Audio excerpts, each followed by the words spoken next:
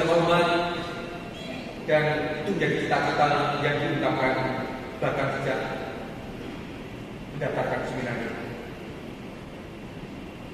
Maka inilah yang sangat penting untuk dikembangkan dalam kehidupan kita sebagai seorang imam, yang memupuk semangat kebersamaan dengan umat.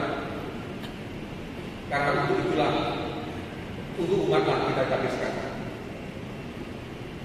Imam-imam yang senang, dalam arti gembira bertemu dengan umat, akan nampak dalam berbagai macam kegiatan pastoralnya. Semangat untuk menyapa umat, habis bisa langsung berandal belakang, langsung semangat belakang menyalami umat, lari supaya enggak ketinggalan. Akan mencari cara bagaimana bisa kunjungan umat, entah sendiri atau bersama dewanya, kunjungan ke keluarga-keluarga. Tekun mengadakan misa-misa lingkungan, bukan hanya misa wujud, namun misa lingkungan yang dirangkaikan. Saya senang sekali ketika mendengar para romo itu mempunyai program-program semacam ini, karena mengungkapkan kegembiraan, sukacitanya, kerinduannya untuk dekat dengan umat yang dilayaninya. Dalam kebersamaan inilah romo bisa hadir untuk umat. Maka kebersamaan dari unsur yang kedua, imam atau romo menjadi bagian yang tak terpisahkan dari umat. Maka sangat menggembirakan kalau kita bisa selalu mudah dihubungi, mudah dicari, siap sedia untuk melayani tanpa menunda-nunda.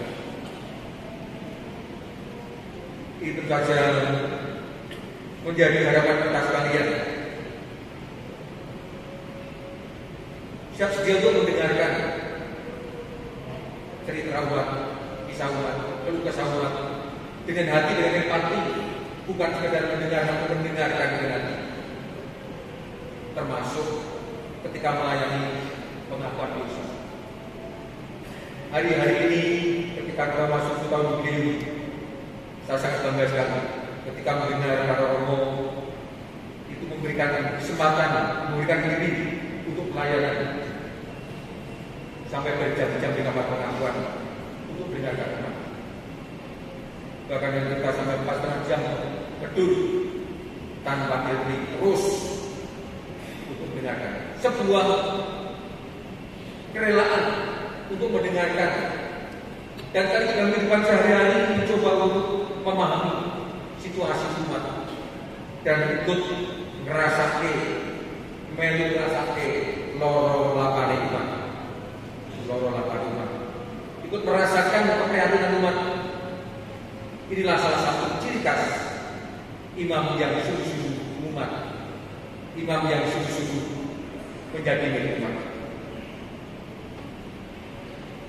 Sekaligus juga memberikan dorongan, inspirasi, pertolongan, penghiburan, bahkan juga memberikan apresiasi atas ciri lelah umat terlibat dalam kehidupan gereja.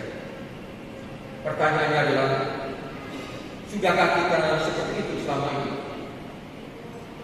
Kiranya selama rekoleksi 2 hari kita dibantu untuk menyadari seperti apa diri kita. Kalau kita ini sedang berjalan bersama-sama dengan dalam pengharapan, apa sebenarnya yang menjadi pengharapan kita? Pengharapan kita sebagai imam, pengharapan kita sebagai umat. Kalau kita mengacu kepada bacaan yang pertama, bagian akhir kitab Nabi Yesaya, dikatakan demikian. Tetapi aku akan membuat engkau menjadi terang bagi bangsa-bangsa, supaya keselamatan yang daripadaku sampai ke ujung.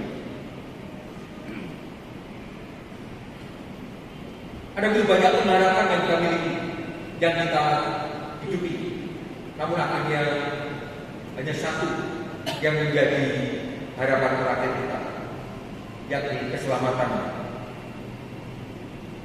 yang datang dari Allah sendiri. Keselamatan dalam Yesus Kristus sendiri. Itu Itulah yang jadi pengharapan kita yang kita perjuangkan dari waktu-waktu dengan berbagai macam cara.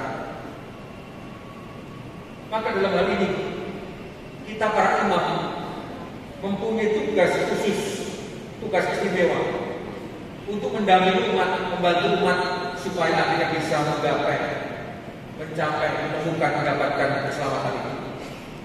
Bukan sebaliknya semakin membuat umat jauh dari Tuhan, jauh dari keselamatan, jauh dari Yesus Kristus. Kita para imam mempunyai peran yang khusus.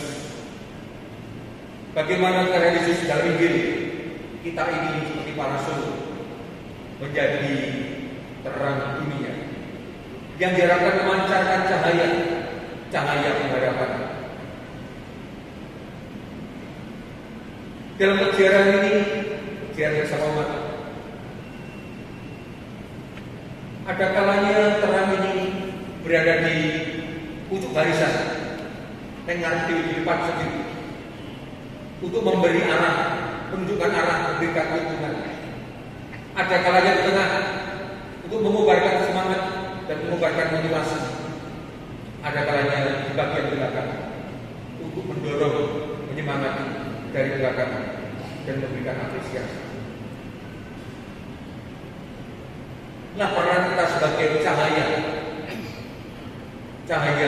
yang memancarkan terang menghadapan Tuhan.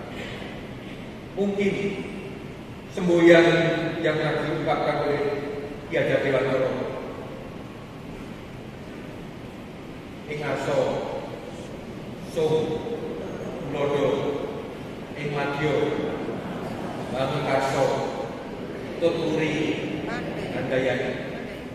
Kiranya semboyan ini bisa menjadi atau menjelaskan apa yang diperan kita masing-masing, khususnya sebagai seorang imam. Ing arsa bangun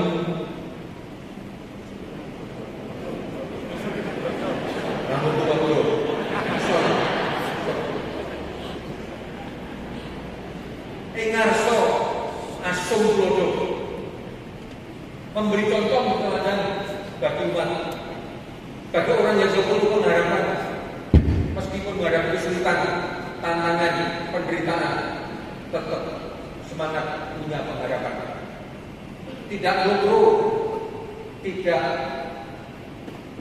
jadi lelah. Tadi disarankan oleh Paulus Fransiskus yang disampaikan ulang oleh Romo Kristus Romo. Memberi teladan contoh yang baik bagi umat. Ini salah satu tantangan bagi kita sekalian. Yang kedua, ingati manungkarso. Bagaimana umat bersama umat kita mencoba untuk terlibat menjadi bagian dari mereka.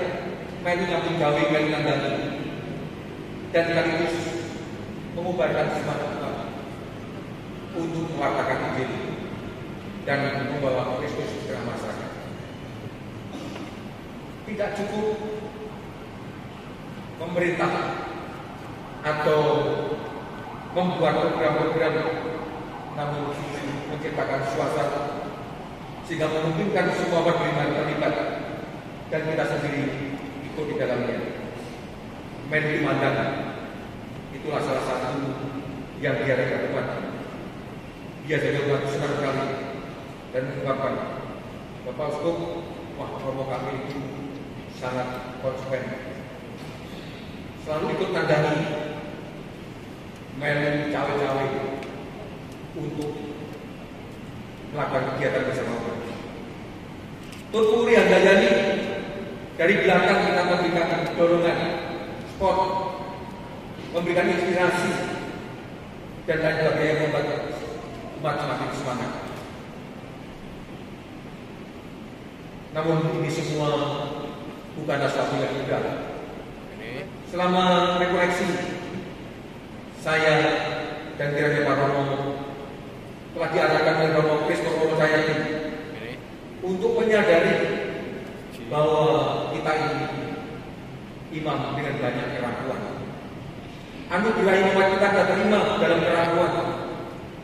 Ada banyak kekurangan, ada banyak kelemahan.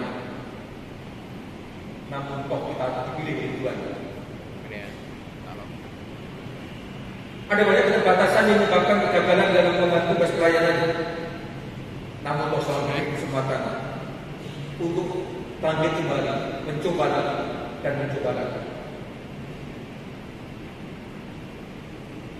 Dalam rasa syukur atas anugerah imaman dan kesempatan untuk melibatkan diri dalam karya pelayanan ini, kita semua mohon, kami para imam khususnya mengajak seluruh umat beriman untuk bersama-sama mau bersamaan, kompak, Romo dan umat kompak bersama padu, melatu bareng yang selalu tak sampaikan, wani dulu bareng, mendengarkan bareng-bareng, rebutan bareng, putus ke bareng, bareng. Semangat solidaritas yang tak pernah akan lain dalam kehidupan kita. Ini yang pertama. Saya mohon kita semua, romo dan imam, gembala dan kawan, bersama membantu bersama, bukan malah sebaliknya membangun pertentangan. Kadang-kadang hal ini muncul, kadang-kadang hal ini terjadi, sehingga menimbulkan keprihatinan kita. Maka keberanian untuk mengampuni, menerima apa adanya, keberanian untuk ngomong apa adanya, memaafkan dan meminta maaf merupakan persyaratan kita. Baik kita sebagai imam maupun kita sebagai umat. Tanpa itu kebersamaan akan pernah terwujud dengan baik. Yang kedua, kami juga mohon doa atau sebelum sampai ke sana, kami para imam menyadari kelemahan, kekurangan, kesalahan sana sini. Kami mohon maaf atas semua itu. Semoga di tahun jubileum ini kami para imam semakin bisa menikmati kerahiman Tuhan yang semakin melimpah.